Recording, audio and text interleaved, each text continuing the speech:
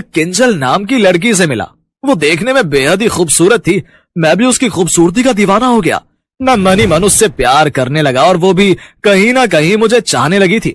एक दिन वो मेरे पास आई और मुझसे कहने लगी, किशन, आई love you, do you love me? Kinjal की बात सुनकर मेरे मन में लड्डू फूट रहे थे और मैंने झट से उससे कहा, हाँ किंजल, मैं भी तुम्हें बहुत पसंद करता हूँ। I love you to.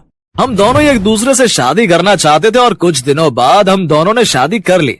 लेकिन मैंने किंजल के बारे में रितु को कभी नहीं बताया, क्योंकि मैं किंजल को खोने से डरता था। सब कुछ अच्छा ही चल रहा था। रितु गांव में माता पिता के पास रहती थी और किंजल शहर में मेरे साथ। मुझे लगा अब ऐसे ही सब कुछ ठीक चलता रहेगा। लेकिन एक दिन अचानक रितु शहर में मेरे घर आ गई। दरवाजा किंजल ने खोला, तभी रितु ने उससे कहा, अरे आप कौन हो? ये घर तो मेरे पति का है, क्या आप उन्हें बुला देंगी?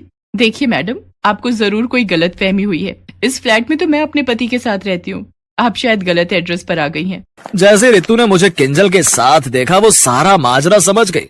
इसके बाद वो बिना कुछ कहे वहां से चली गई।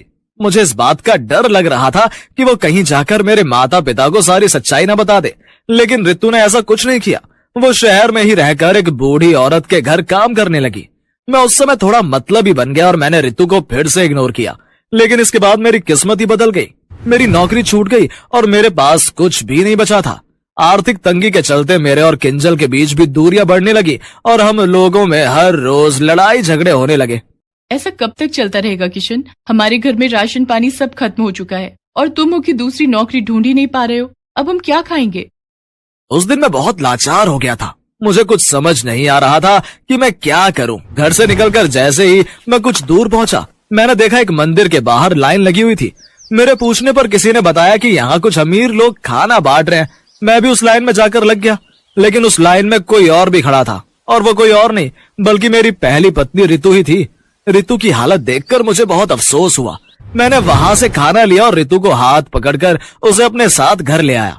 रितु को देखने के बाद किंजल ने मुझे उसके बारे में पूछा तो पहले तो मैं घबरा गया, लेकिन फिर हिम्मत करके मैंने उसे बता दिया, ये रितु है मेरी पहली पत्नी। मेरे माता पिता ने हमारी शादी करवाई थी, लेकिन जब मैं शहर आया तब मुझे तुमसे प्यार हो गया और मैं तुम्हें खोना नहीं चाहता था, इसलिए मैंने रितु के बारे में तुम्हें कभी कुछ नहीं बताया। मेरी बात खत्म होते ही किंजल और रितु फूट फूट कर रोने लगी। किंजल भी मुझसे प्यार करती थी और वो भी मुझे छोड़ना नहीं चाहती थी, लेकिन दूसरी तरफ उससे रितु की ऐसी हालत भी नहीं देखी गई। उसे रितु पर बहुत तरस आया और उसने रितु को अपनी छोटी बहन स्वीकार कर लिया। उस वक्त मैं गरीब जरूर था, लेकिन मेरे घर में बहुत सी खुशियां थी और तभी मेरे पास एक फोन आया।